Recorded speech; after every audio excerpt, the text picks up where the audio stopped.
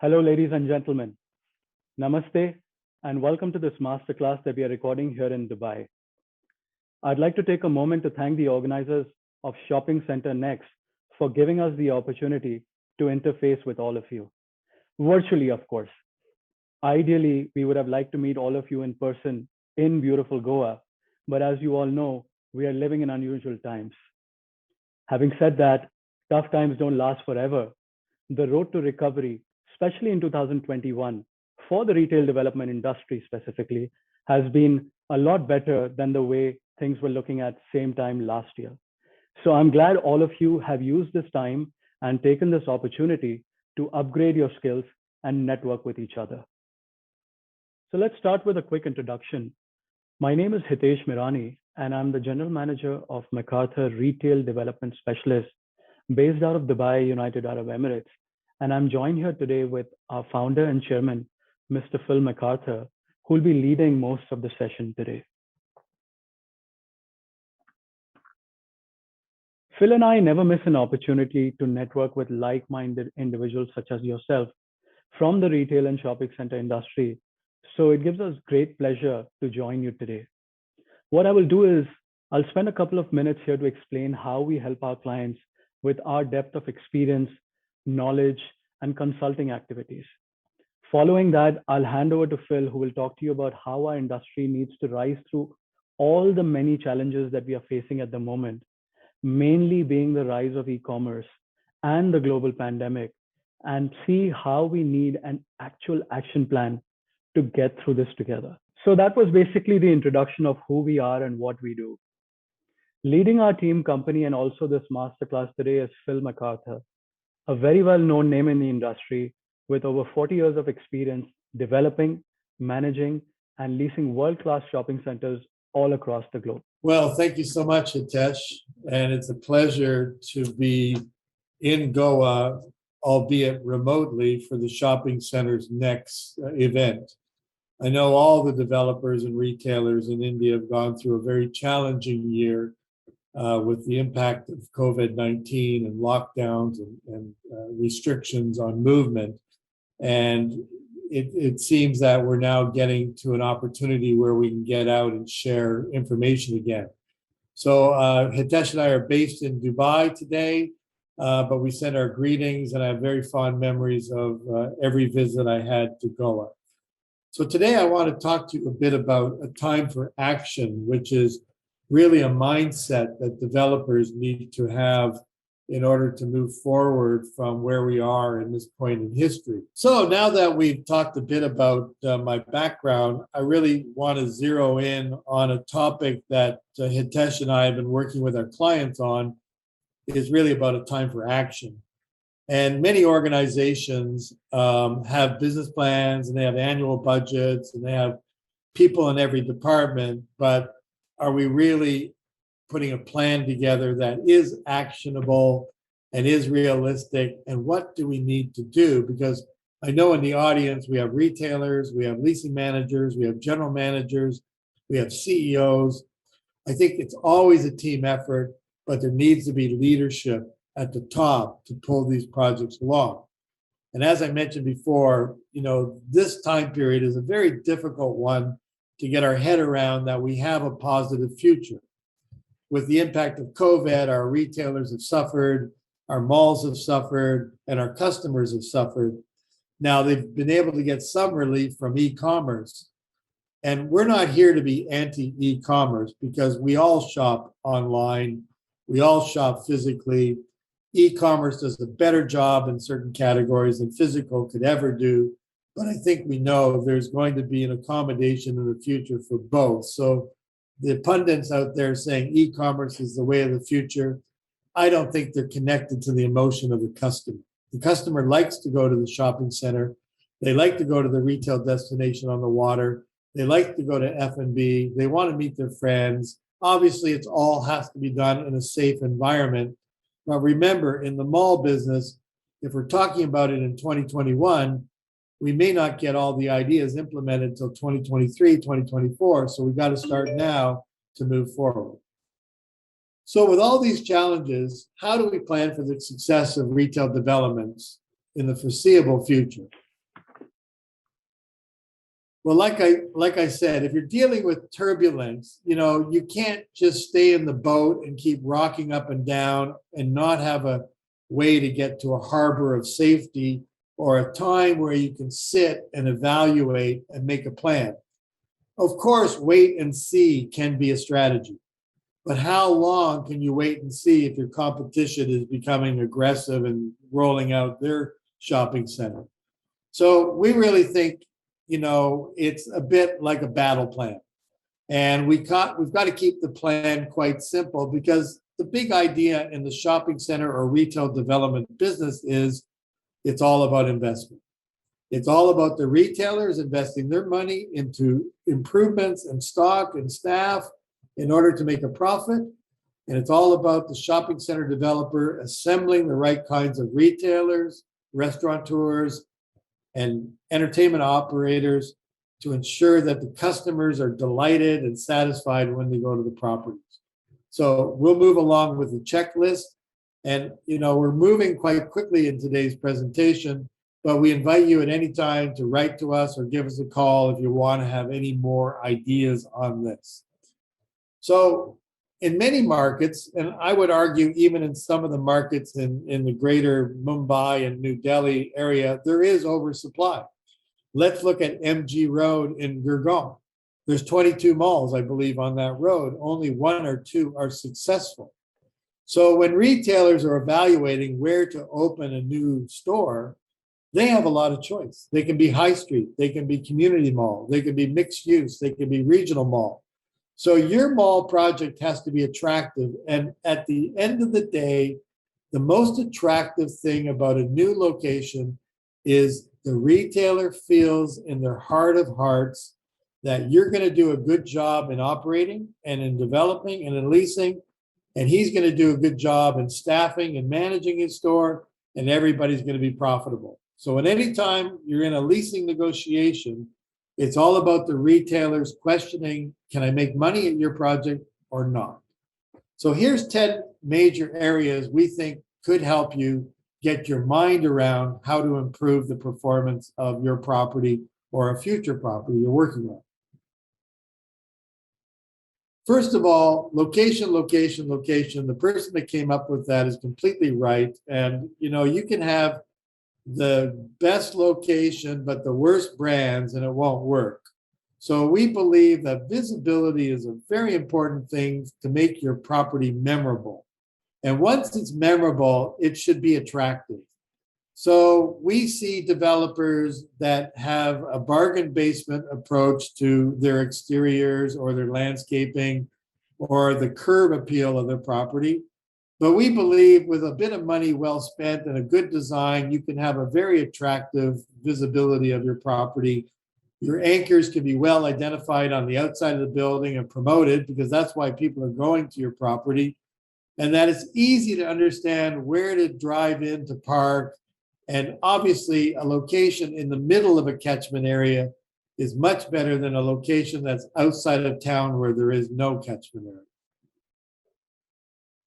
Number 2, really, when we open a new mall or expand a mall anywhere in the world, we're competing for market share with a mall or a supermarket or a strip center that's already there to serve the micro market. So we have to look carefully at how many customers live there, what is their income, who has the income able to go shopping, what are their needs and wants and preferences, what diets do they like, what cuisines do they like, what fashion do they like. It's all about knowing who you're serving. And often many people want to pretend that, oh, my mall is high end, my mall is luxury, my mall is bridge. My mall is upper premium. Well, the bottom line is there are customers with no income, there are customers with low income, there are customers with middle income, and a few with rich income. And unless you're building a definitive luxury mall like the Emporio Mall in Delhi, then you should be sticking probably to a middle market. And a lot of times, you look at your competition, you may want to be better, but there's a sweet spot in every catchment area, depending on your merchandising mix and the people that live there. So the idea is you want to respect your competition, you want to do a better job than your competition because you want to have a growing share of the market. Number 3, when we look at a trade area, I think this is Doha, we model what is the population, what is the demographic, what income levels. We use mobility data, we use rental data, what kind of disposable income, what is the national averages for spending in different categories, and how does it skew depending on incomes.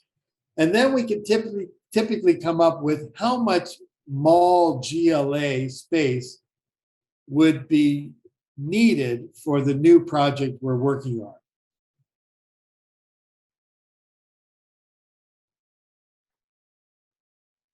Now, once we're looking at that competition, I just wanted to show an example. This is a map of Riyadh, where we were working on a mall earlier this year.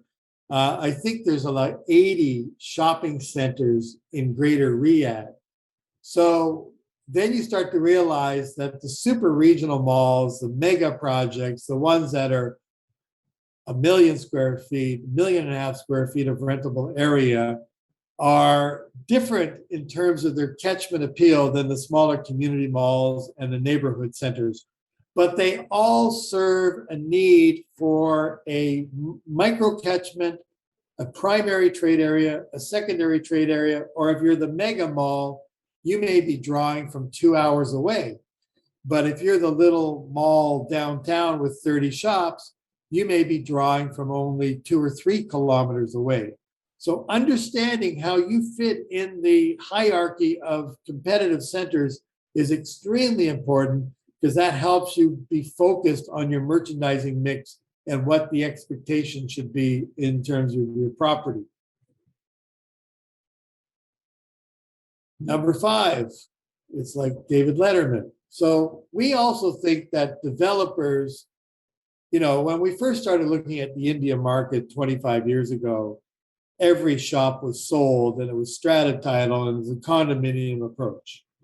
And we ended up with very nice locations with maybe nice facades and decent architecture, but the merchandising mix was flawed because it wasn't managed by one owner. Now, today, I think the leasehold model is much more popular in India, where someone owns the land or has a land partner, they build a building, and they rent it out to the anchors for 5, 10, 20, 25 years. They rent it to the line shops for 3, 5, 10 years, depending on the deal. And it's a long-term view. So we're not worried too much about making money today. We want to make sure we're making money in year 5, year 10, year 15. So we're thinking about that income stream and how to protect it down the line. Sometimes when competition is coming in place, that same developer has to take on a defensive strategy. How am I going to protect my investment from the oncoming new mall? So going back to what I said earlier, profitable retailers is the name of the game. Getting as much rent as possible is not the right thing to do. Getting the right rent on every deal is the right share of the retailer's sales so they can still end the year positive, making a profit and feeling good about your location. If you take all their profit, they lose interest. And conversely, if you don't charge enough, then you haven't really done your homework. And I think that's the important thing, is to always be thinking about your shopping center as a sales machine. Okay, we're moving along. So once we've got this catchment area identified, we know the kind of center we are, we know where we want to be positioned. We've got to decide, are we a hypermarket-based center with lots of needs-based? Or are we an entertainment center with lots of cinemas and family entertainment centers? Or are we the most hip place that has Apple and H&M and Nike, which I think are the new anchors? No more are we really looking at department stores as a fundamental cornerstone of the industry. 40 years ago, we'd get 4 department stores, 200 shops, 5 restaurants, we'd call that a mall. But that's no longer what the customer wants, and we all know that department stores have declined. I'm not saying they're not desirable, but in certain markets, if they're performing well, of course you want them.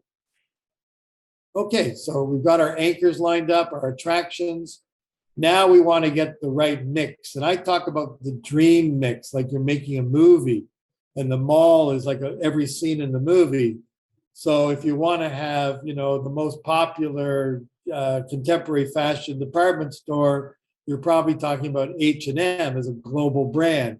And like I said earlier, I may want an Apple store, but Apple's very selective. So I may not get an Apple store, but I may be able to get 5 stores that are like Apple, Samsung, Sony, Bang & Olufsen, Apple reseller. Now I still have that offer in my shopping center. It may not be the Apple store, but it still is something that attracts the people that are interested in technology. So merchandising mix is something that's very local. It's very competitively driven when you compare to your competition. And it also can separate the amateurs from the professionals. Amateurs will just take any deal in any location if the rent is right. Professionals will take the right deal in the right location with the right brand at the right rent. And that's the difference in this business. Let's go to number 8. Well, I really think that we have an obligation to the communities where we build to try to build attractive buildings that are landmarks in the community. So you're proud of your local shopping center. It has a good guest experience. The parking lot is clean and well lit. Women feel safe going into your shopping center. The public restrooms are impeccable, and the mall works very well in terms of circulation and function. I think these are the reasons why we focus on this attention to detail, is in order to be one step above the competition.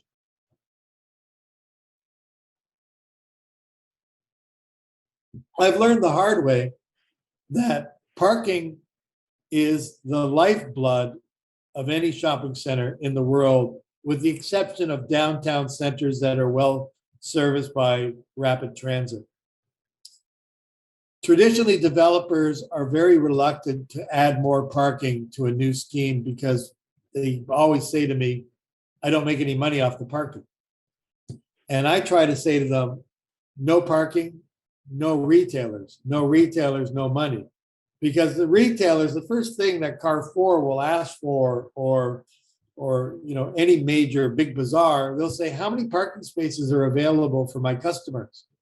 Because they know that supermarket shopping and hypermarket shopping is a necessity, but we try to make it as easy as possible for the customer by getting the parking close to the store and having enough parking there that people are not frustrated. So simple guidelines like parking, access, egress, and connectivity is extremely important. The workaround solutions that I've seen in many projects around the world sometimes frighten the death out of me, because we just got to keep it simple in terms of our planning. And finally, and I think this is an important, aspect to running successful retail developments, is that the team that's involved as a general manager, development manager, marketing manager, finance manager, technical manager, engineering manager, fit-out manager, specialty leasing manager, they're a team. And they're creating an offer every day that should follow the ethos that we just talked about. And the best teams I've seen are the ones that own the return on investment. They take personal responsibility for the ROI. And obviously, if they inherit a property that's challenging, it has to be modified in the eyes of the owner, the ROI.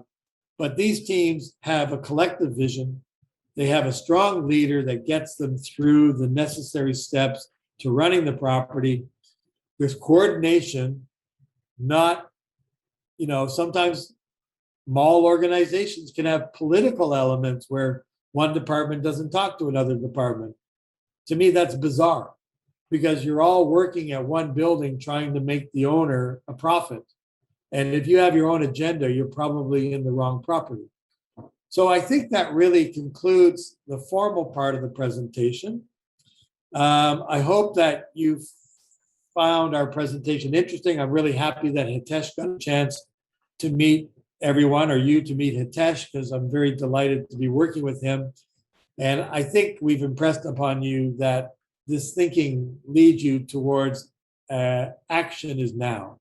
And like I said, at any time, if we can give you any help or any guidance, please let us know.